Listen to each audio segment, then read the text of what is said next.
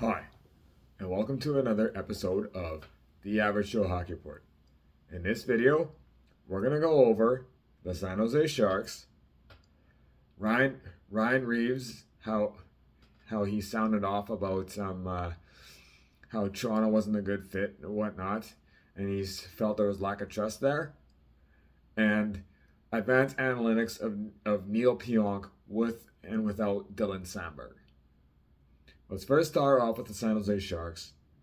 And, this used to be a team that just more or less was just, they just wanted to rebuild and they're doing a fire sale and whatnot. Now, I'm not saying that, this coming season is going to be any different, but I'm intrigued. And here's why, here's a team, they've revamped their defense. They've actually added on forward too. They added Jeff Skinner. They added Ryan Reaves, but whatever. It's Reaves only has 1 year left on his contract, and he's probably retiring after that. But then they added Philip Kurashev, which is interesting and whatnot. Zach Ostapchuk is still only 22 years old. By looking up his stats, obviously, 13 games with the Sharks, didn't really do it.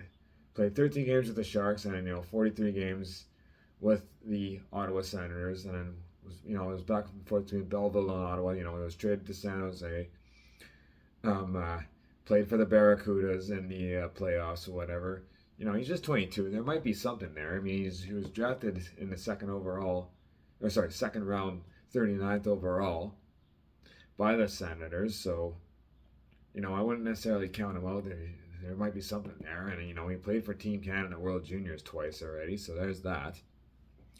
And this is a team that completely revamped their defense. They added Dmitry Orlov. They added John Klingberg, who's probably going to be playing like third pairing, whatever. They've also added, Vinny Desharnais and Nick Leddy off of waivers. Claimed Nick Leddy off of waivers. So they're going with a different defense ever since, they're probably going to let Jan Ruda walk. They bought out Marc-Edouard Vlasic. The only guys I think they're keeping from last season are what? Mario Ferraro and Timothy Liljegren. So, I don't know. I like to think their defense is going to be better and whatnot. And then I like to think the forwards are going to be better with all the additions, whatever. And I forgot about this too. Sam Dickinson, who's probably their top prospect on defense. He has signed his entry level contract. I don't think he'll start off in San Jose. He might though. There's definitely an opportunity, but if it, I don't know, if he just ends up on the Barracudas to start the season, it's not necessarily bad for him. Whatever. And, I wouldn't necessarily count out Shakir Mahamadulin being in that mix for the Sharks defense. So yeah, and then at goaltending, it looks like they're gonna let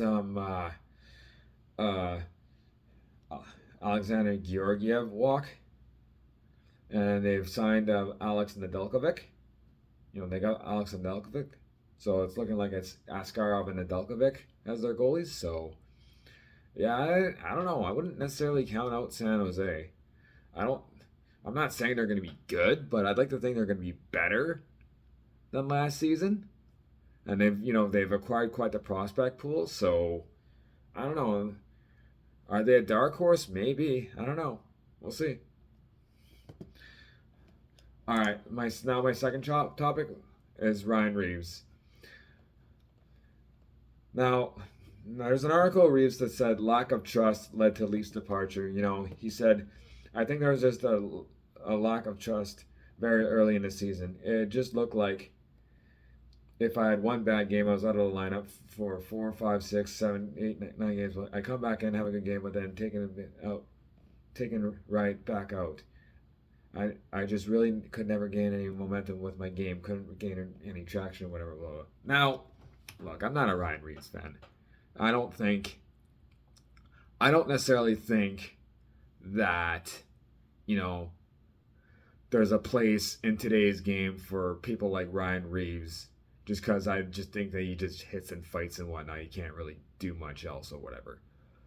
However, I get why someone like him, well, I shouldn't say I get why someone like him would get frustrated or whatever, but obviously he doesn't want to be in the press box. This is more or less like this is more or less about thinking about the mentality of the player. Whether your name's Ryan Reaves or Ville Heinola or Matt Dumba, when you're in the NHL, you want to be on the ice. You don't want to be sitting in the press box.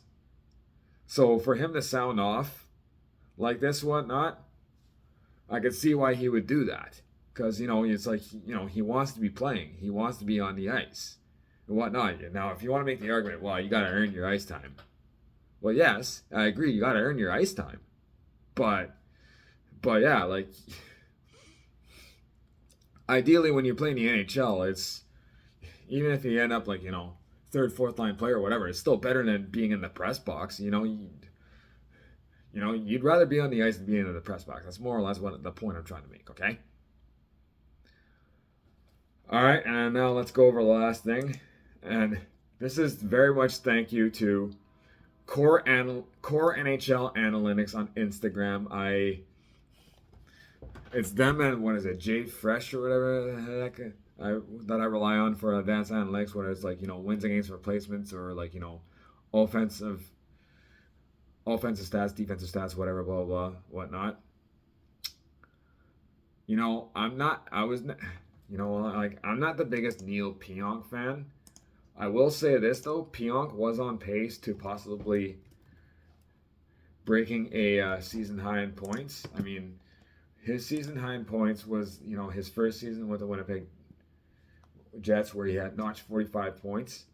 I think he possibly could have this season as he notched 39 points in 69 games before getting injured.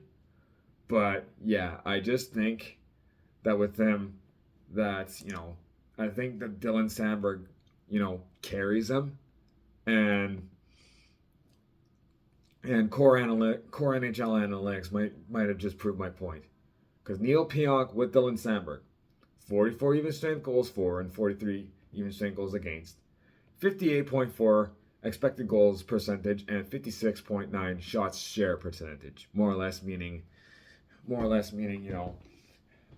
they generate good offense when paired together or whatever. Now Pionks without Samberg, 29 even strength goals for and 30 goals against. Now that's not terrible.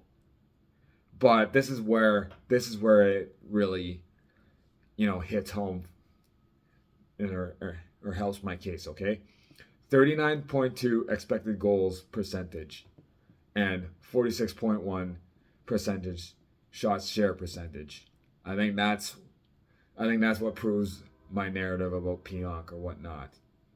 And here's a guy, he's about, they're giving him like what, 7 million or whatever. I can't remember the exact whatever, but I think it just speaks volume of Dylan Samberg. Don't get me wrong, and that's why I feel Dylan Samberg's still an RFA, and they need to re-sign him as soon as possible, whatever. But yeah, you look at those numbers and you ask myself, Pionks making more than Morrissey? Just my opinion, though. And as I just said, this video is mostly based on, opinion and whatnot, and I may have no implications on how these players and teams will do next season and whatnot. So remember, if I'm wrong, don't belittle me, educate me.